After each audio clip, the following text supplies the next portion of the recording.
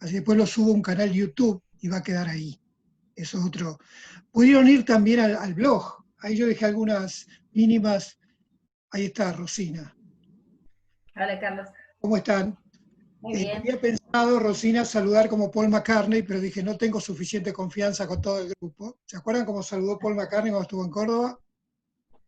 ¿Lo saben todos? Bueno, después lo cuento en entonces el próximo encuentro.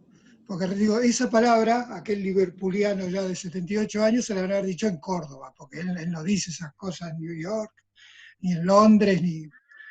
Sí, Y me causó ya tanta está. gracia cuando lo vi, porque digo, esta palabra se la ha enseñado Ramona Jiménez, no sé, ahí ya me sitúo en Córdoba, ¿no? Para que en medio del estadio los salude así a los cordobeses.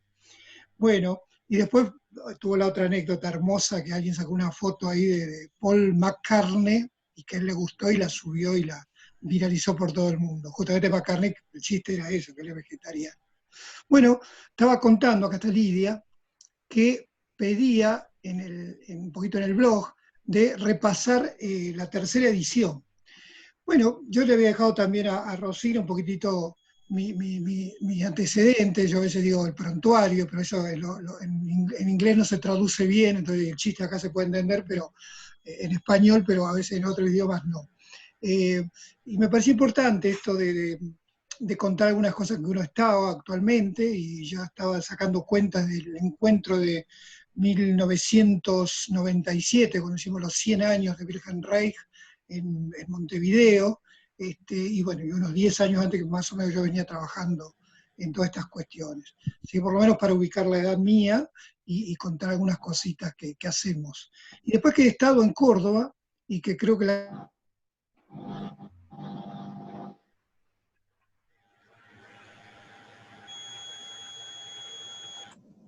iniciar audio, ahí está. ¿Me escuchan? ¿Se vuelve a escuchar? Genial. Bueno, decía que cuando la encontré a Rosina en La Falda, le contaba que en Córdoba habíamos estado en el 2002 para una jornada, y por eso le decía que tenía que ver con Wilhelm Reich, ¿no? Y le decía que justamente una etapa que estoy ahora más en ubicar a Wilhelm Reich, no solamente, bueno, todo lo que hay que leer, releer, y las nuevas generaciones, como digo yo, nueva generación en formación, sino también ubicarlo como un pensador en la historia de la ciencia. A mí me gusta mucho seguir debatiendo eso en el campo, por lo menos en Buenos Aires, que es muy fuerte, el campo psicoanalítico, o las áreas de los uruguayos, los brasileños. ¿Eh?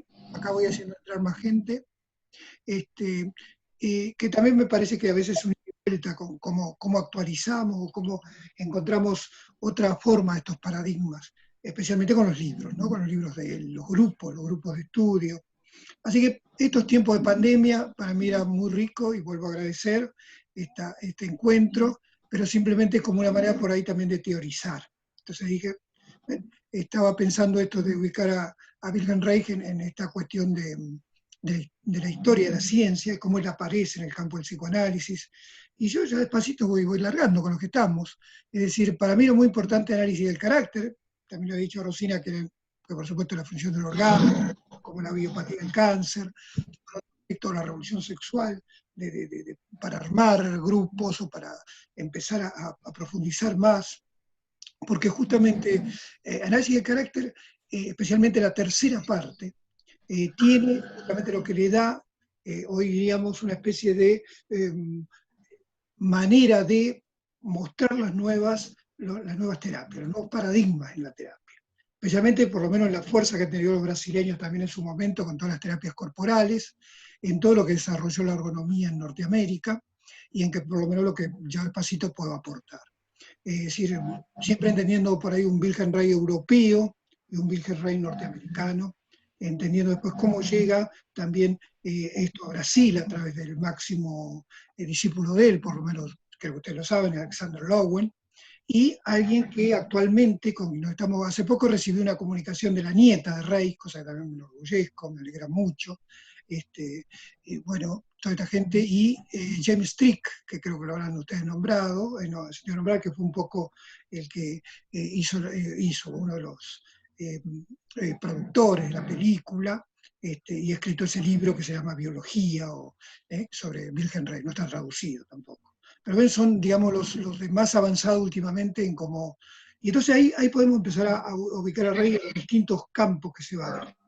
Entonces dije, me parece que el análisis del carácter es una manera hoy de poder ubicar un antes y un después en cómo se escribe este libro. Por eso la tercera parte, que es ustedes ya saben que es el agregado, entre comillas, que justamente las editoriales norteamericanas, por acá tengo una, pero ya en la versión, esta es una versión ya por supuesto con la tercera parte. Esta es una foto de Rey cuando estuvo soldado en la Primera Guerra Mundial. Entró alguien más, ahí le voy a dar entrada, disculpen. Y ven, es una especie de un antes y un después, decía, análisis de carácter. Primero porque, como cuenta en la primera edición, la segunda, es lo que presenta contacto psíquico y corriente vegetativa en ese último congreso que él asiste, donde después viene todo el debate, ¿no? Y creo que hoy los documentos dicen de que a él lo expulsaron, él no hubiera firmado, esto dice muy bien ya Eva Reich, ¿no? Más adelante, él no hubiera firmado una renuncia. Sí podía tener en cuenta por su compromiso político que él tenía en ese momento, integrante del Partido Comunista Alemán, entonces de decir, bueno, no queremos líos con los nazis que estaban en ese momento ya empezando a perseguir gente, 33, 34, que es el momento que también él se va de Berlín, ¿no? Del 33, sale en el 33. Y ese libro, ver, presentaba ese congreso de Lucerna, bien, y ahí se juega un entretelón, como sigue pasando hoy en muchas organizaciones, muchas instituciones, esto de dejar afuera a la gente o armar grupos para expulsar. Y él presenta ese trabajo, que me sigue pareciendo uno de los trabajos más, repito, más actualizados, porque más lo leo, más estudio lo volvemos a repensar y decimos, ¿cuánto de actualidad tiene? Por eso de los 10 puntos que yo dejé en la tercera parte de contacto psíquico y corriente vegetativa, iba a tomar, por el tiempo que tenemos, 2 puntos. Uno era lo que tenía que ver, creo que lo puse ahí, ¿no? Con el punto 7, lo tengo acá en el texto, con el punto 7, y que tiene que ver justamente con esto, que para mí me parece muy actual, que voy a empezar, esto de la falta de contacto, ¿no? Y del contacto sustitutivo. Pero me parecía muy importante hoy plantearle lo que, por eso les decía la etapa que yo estoy trabajando, que nosotros llamamos epistemología, que es como entender el origen de conocimientos, cómo se entrecruzan en el tiempo y cómo nos pasa esto con determinados saberes que quedan como guardados y después de 20, 50, tantos años vuelven a verse de nuevo y a otra luz. Y yo creo que Ray, como discípulo tan joven y directo, que le tocó vivir en el 20 y estar al lado del maestro, al lado de Freud, toma algo que la corriente francesa, 60, 70, el mismo postmodernismo, primero en la escuela de Frankfurt también si quieren, ¿no? Con Marcuse, algo simple, la cuestión de la naturaleza.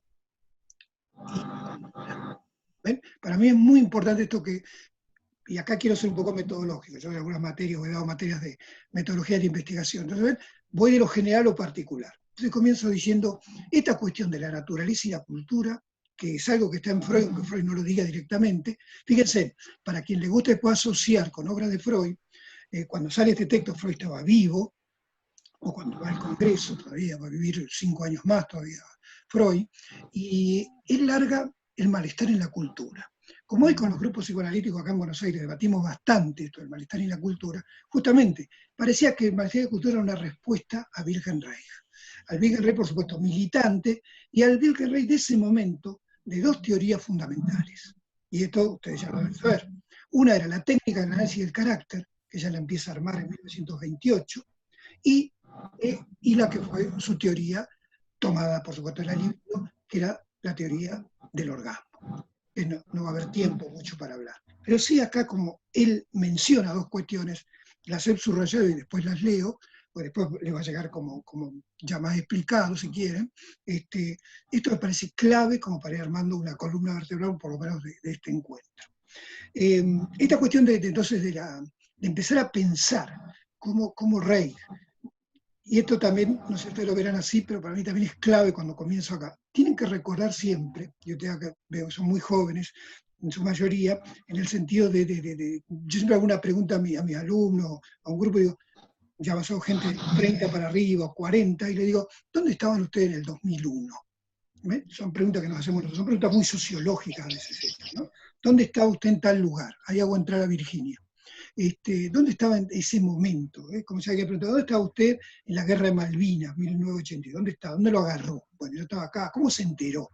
Bueno, Reich trabajó muchísimo en la década del 20, por eso él llega a ser el director de los seminarios en 1922, 1924, 1926, porque acuérdense en que lo que había sido el imperio austrohúngaro habían perdido la guerra. Entonces, por lo menos 300 años que había una monarquía se cayó.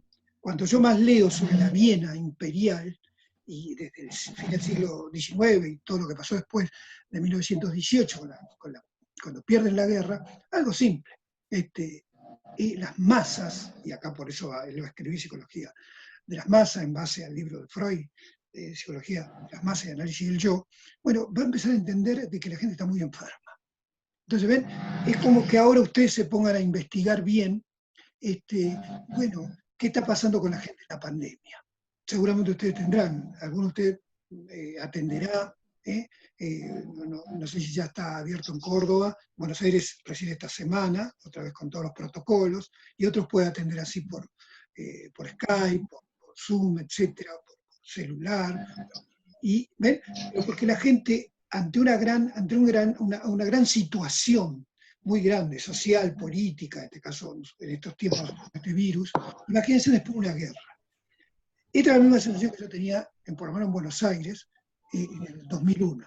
Después de diciembre del 2001, cuando un poco cae todo ese modelo, se producen muertes y la miseria, y la pobreza, y la violencia, etc. Y yo dije, claro, este hombre tiene que haber construido Wilhelm Reich. Por supuesto estaba al lado de su maestro, pero no podía dejar de desentenderse esta cuestión de las masas, de la gente. Entonces esto me parece clave para ir viendo qué pasaba con dos cosas que ahora también vuelvo a repetir. Una era algo que en 1934 empezaron a usar mucho, después el análisis de la Asociación Internacional de Psicoanálisis tomó y nunca le reconoció a Wilhelm Reich, que era la psicología del yo. Por eso todo lo que tiene que ver con análisis del carácter está basado, hoy lo podemos decir, y por eso no terminé de contar, creo, esa parte. En las ediciones anglosajonas, decían, ¿no? Se tuvo que pelear muchísimo para que le aceptaran la tercera parte. Entonces, solamente querían editar la primera y segunda parte. Por eso, siempre yo digo, cuando empezamos esto, lean el prólogo, porque ahí la aclara, todavía se puede reeditar este libro, pero nosotros tenemos nuevas terminologías y nosotros queremos, pero nuestras últimas investigaciones, dice Wilhelm Reich, ¿no?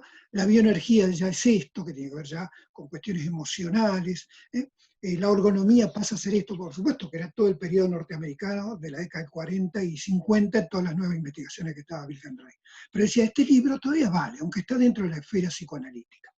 Bueno, yo vengo, por mi formación universitaria por los 70, sí, de muchos grupos de estudio de psicoanálisis. Entonces soy muy estudioso en ese campo, de pasar, por eso me gusta el capítulo del psicoanálisis a la biofísica orgónica, porque justamente acá, y ustedes ya lo deben saber, no necesito decir esto, nuestra gran diferencia a trabajar en terapias corporales, creo que estaba Patricio por ahí, que es terapeuta, que es psicomotricista, ¿ven? Nosotros intervenimos sobre el cuerpo, ¿ven? Esta es la primera diferencia cuando mis amigos, porque los estimo mucho, más allá que debatimos cuando me invitan, son cartesianos, lacanianos, lo digo con todo respeto, por favor, entonces ven, pero es ese modelo bien francés. Entonces, acá nosotros, esto de la terapia corporal ya son lo que ya el mismo, ya en la década del 20, otro maestro también del psicoanálisis, como Ferenczi, ya hablaba de esto, de la cuestión, ¿qué? La cuestión de las terapias activas. Entonces, nosotros tenemos esas terapias de tocar el cuerpo, de poner el cuerpo, de por supuesto tener después, permítanme la palabra, una cartografía de lo que es ese cuerpo, y creo que Wilhelm Reich fue, y por eso creo que es, y seguirá siendo el padre de las terapias corporales.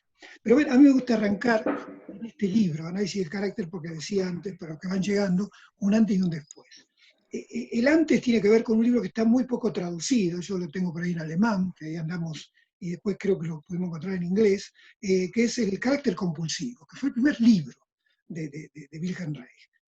El carácter compulsivo es un libro que salió por 1925, se editó en Viena, Freud lo leyó, le gustó, y ahí empezaba a esbozar esto que iba a ser, de tanto ver pacientes, armar esta cuestión de algo que sí yo pido siempre a los grupos, que no dejen de leer el texto de Freud que se llama Neuropsicosis de defensa.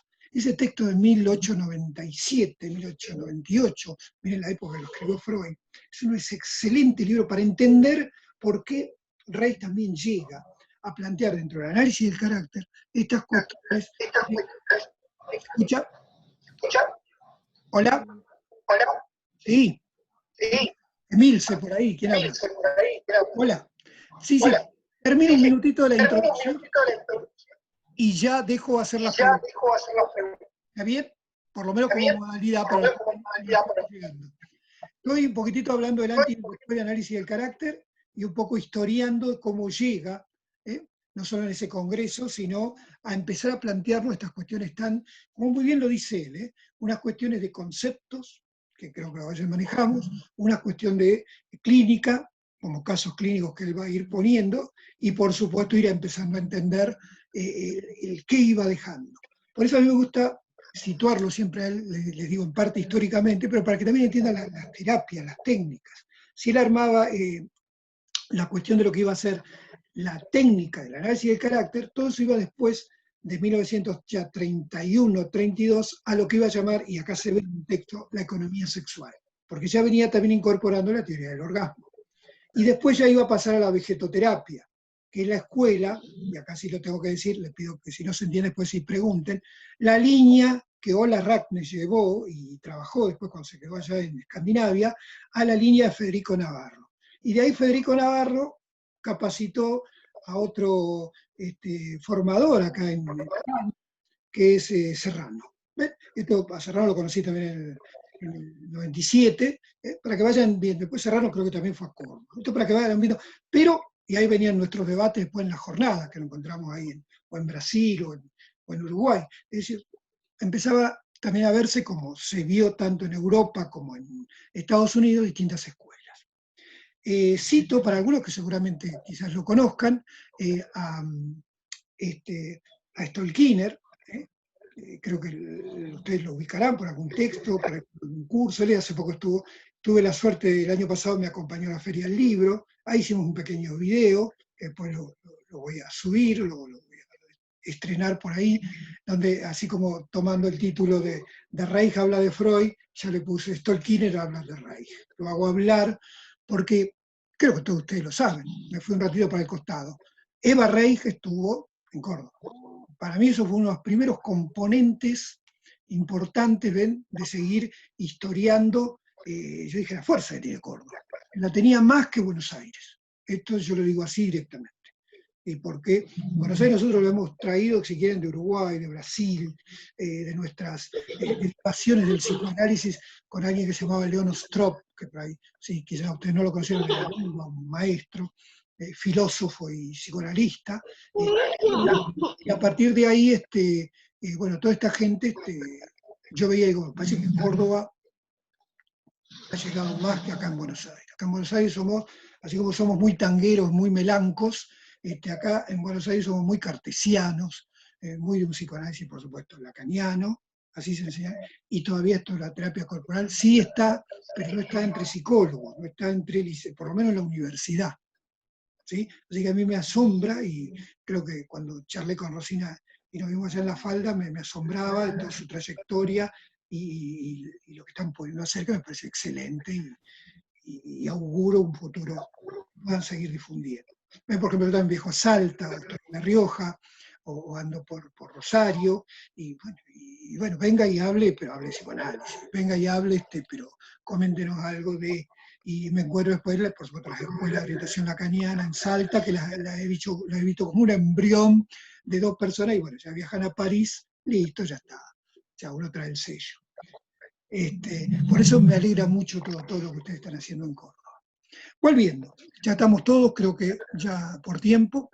Entonces, yo situaba otra vez, ¿por qué empezar con la tercera parte? La tercera parte es la que, repito de nuevo, no como un trampolín, sino como la fuerza de las investigaciones que Wilhelm Reich llegó. ¿Desde cuándo llegó? Solamente escribió ese artículo en 1934 que lo presentó en ese congreso. Pero entre el 34 y el 39 y 40, donde él tiene que salir de Escandinavia, se va de Oslo, y por suerte lo contrata la New School Social Research a Nueva York, y ahí sigue todavía con sus experimentos de biones y esta cuestión de lo que hoy podemos llamar como radiaciones, ¿ven? Termina de ordenar esta cuestión de su técnica del análisis del carácter, venía todavía con la vegetoterapia, pero ya comienza las cuestiones. Por eso reordena esas ediciones que ustedes pueden leer en Análisis del Carácter, la de 1945, la de 1949, como segunda y tercera edición. Bien, dicho esto, tenía ganas de... ¿Alguien quiere hacer una pregunta? Yo mientras tomo un poco de té, que me han servido acá.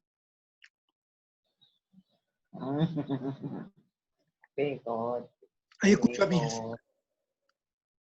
Adelante, ¿alguna pregunta? Silencio. ¿Alguien más entró? Creo que por ahora no. Adelante, si hay preguntas. Si no, sigo un poquito más. Por el tiempo que nos corre, lamentablemente. Bueno, decía entonces, para retomar de nuevo palabras muy generales para ir a lo particular, de que era importante entender esto de la naturaleza y la cultura. La naturaleza porque justamente él empezaba a plantear dentro de lo que ya Freud había escrito en 1923 en El yo y el ello, el aparato psíquico. Estas cuestiones de la función que cumplía el ello y la función que cumplía el superyo.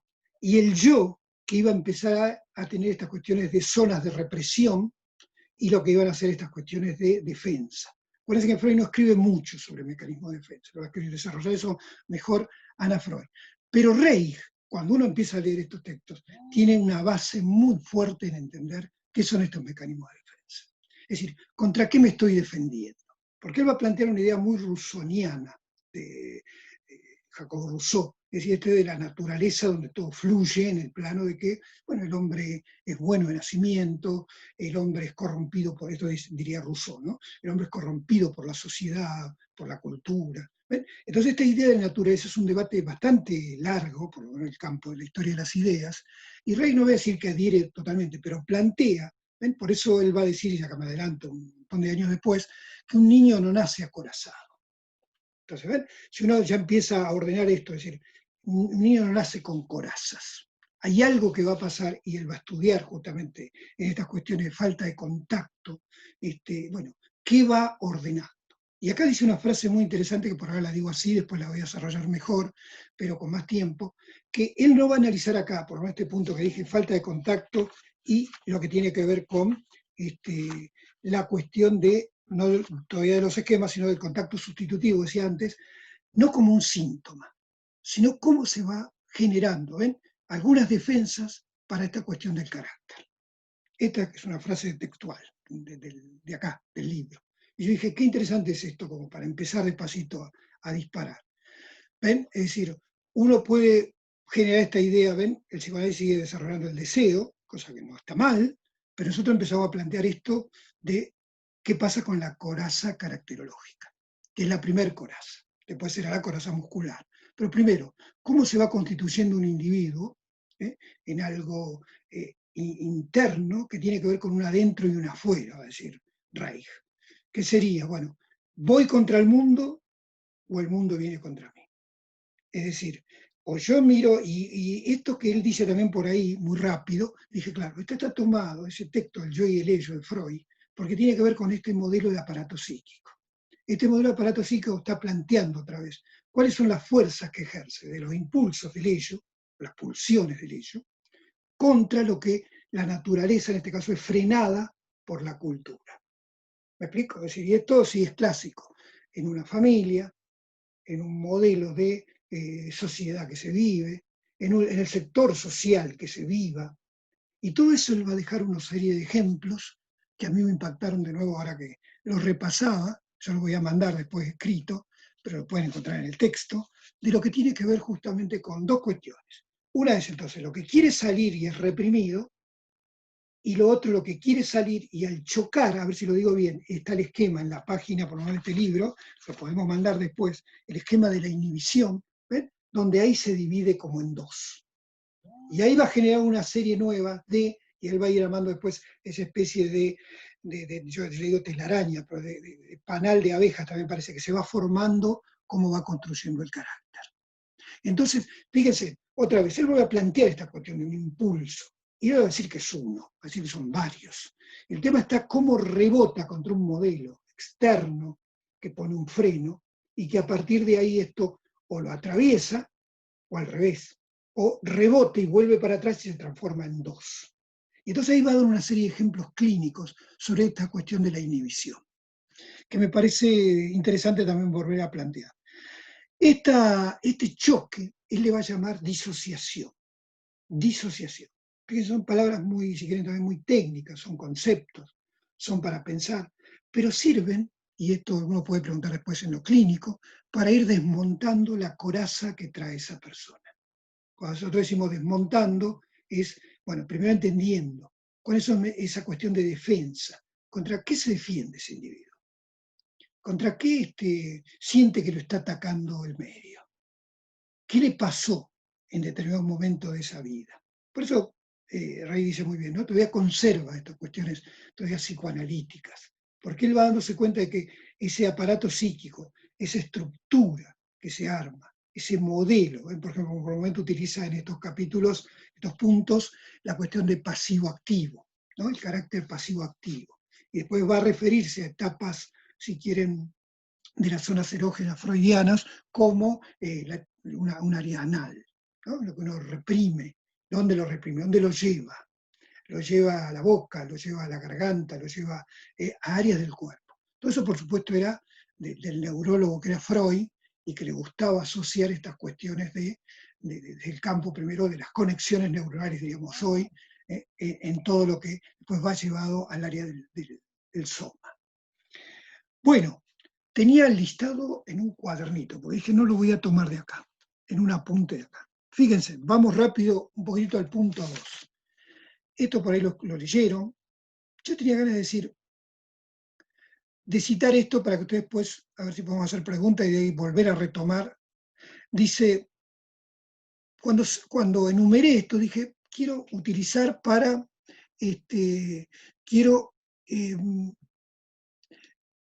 poder después hablar de si esto tiene que ver con una cuestión moral, con una cuestión patológica, con una cuestión de lo que hoy está muy en boga, porque he conocido a algunos que analizan la postura corporal, pero nunca plantean las cuestiones motivacionales. Esto fue mi debate una vez cuando nos llevaron a debatir una vez por ahí. Entonces dije, claro, porque esto de poner una postura corporal uno le lee el cuerpo, ¿no? Pero y bueno, sí, uno puede decir, está agachado y puede estar triste, está medio encurvado, puede estar deprimido, sí, pero eso no nos alcanza a nosotros para decir desde una postura corporal cuál es la motivación o qué pasó en esa persona. Por ejemplo, tengo acá, ¿no? Esto se llama, lo sitúa él con el nombre comportamiento no auténtico. Dice, risa demasiado estridente, molesta. Apretón de manos forzado, rígido. Afabilidad tibia, uniforme. Ostentación narcisista de conocimiento superficial. Exposición estereotipado, carente de significado, de sorpresa o deleite. Dice, adhesión rígida a determinados puntos de vista, planes u objetivos. Modestia ostentosa en la conducta. Gestos de grandiosidad en la conversación. Búsqueda infantil del favor de los demás. Jactancia sexual. Acá tenemos coquetería indiscriminada. Sexualidad promiscua y desde el punto de vista de la economía sexual, si lo pone Reich, nada sano. Conducta esperadamente altanera. Conversación rígida. Comportamiento rufinesco, lascivo, risas sexuales y conversación sucia, donjuanismo, desasosiego. Entonces, ven, yo por eso decía, cuando lo leía, decía, vamos a ver si esto puede ser planteado como una cuestión moral. Uno mira, hace una escala de jerarquía de valores, ¿no? Este es así. Y otra cuestión es empezar a entender qué está diciendo Wilhelm Reich dentro de las corazas caracterológicas, antes de llegar a lo corporal, qué está pasando dentro de esa persona. Entonces, él sitúa todo esto y va a hablar de algo, de dos cuestiones que él le disputaba, estando con Freud, a su maestro, de que no estaba de acuerdo. Uno era la pulsión de muerte, que no vamos a hablar acá, y otro el carácter masoquista. ¿Cómo vamos de tiempo? ¿Alguien por ahí? Justo, sí, nos quedan 10 minutos. Nos quedan... Adelante, tomo un té. 7 minutitos quedan. Bueno, dejamos por ahora acá para que yo después vuelva en la semana a devolver esto, ya más puntuado, lo voy a enviar acuérdense, por el blog, donde voy a ir poniendo un poquito acá, y quiero algunas preguntas, a ver si yo también me llevo para reordenar y exponer con más tiempo y más detalle en el blog. Escucho, por favor.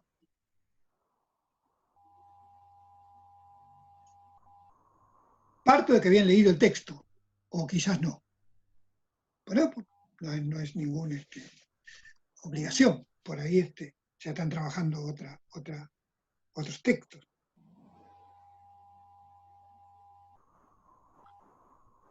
A ver, Carlos, cuando hablas de todos estos puntos, de todas estas actitudes caracteriales, vos decís, bueno, a ver, de la moralidad, ¿podrías como ir un poquito más por ahí? Bien, Ya que no, estás primero, planteo que... Sí, a dale, ver.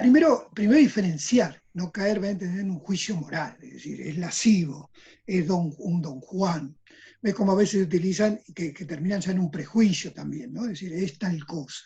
Fíjate que esto, si estaba escrito ya por el 34 o el 40 y pico, el tipo de cuestiones en la sociedad.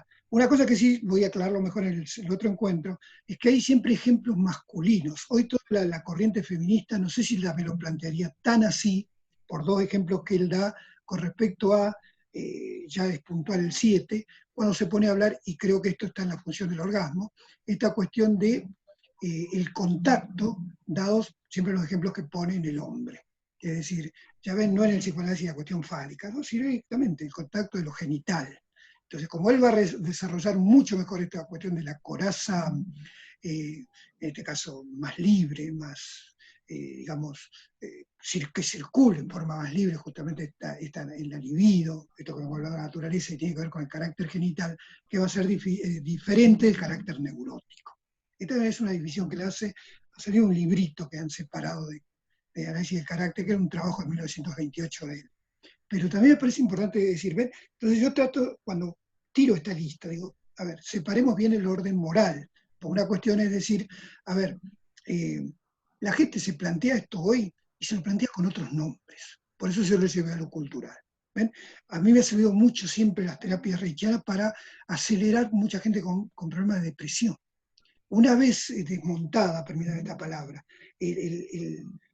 la coraza caracterial de qué el origen, de por qué la depresión, después todo lo que tenía que ver otra vez con lo que nosotros llamamos la motilidad vegetativa, pero que se sigue usando ese nombre, todavía está en los textos de Reich, esta motilidad vegetativa, acuérdense de lo vegetativo, lo simpático y lo parasimpático, que es el sistema nervioso ya automático. Bueno, es eso, ese es el conectar. ¿Ven? Por ejemplo, vamos rápido a cuestiones de sexología, si quieren, en la línea que Rey también se adelantaba. Es decir, puede alguna persona tocarse en determinadas áreas y no sentir nada. Eso es lo que es el punto 7, para simplificárselo un poco más. Yo pensé que podía haber alguna pregunta por ahí, pero como no lo desarrollé tan profundo, cuando lo vuelvan a leer, síganlo pensando así. Es decir, uno se puede tocar una oreja y no se siente erotizado, pero se supone que uno toca áreas genitales y puede sentirse. ¿eh? Imagínense con una pareja, sea quien sea la pareja.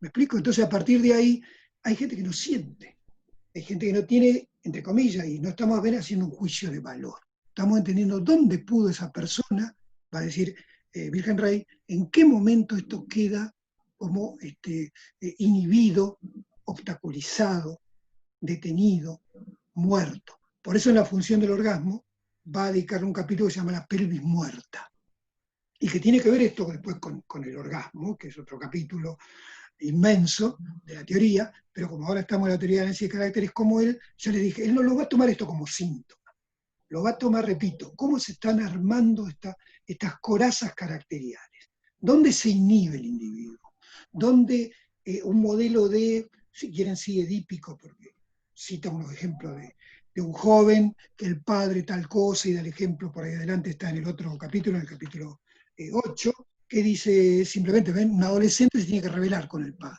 ¿Qué pasa cuando no se puede rebelar? Entonces va a decir, va a generar una identidad. Puede haber una identidad de un modelo autoritario donde el macho es el padre y él se identifica.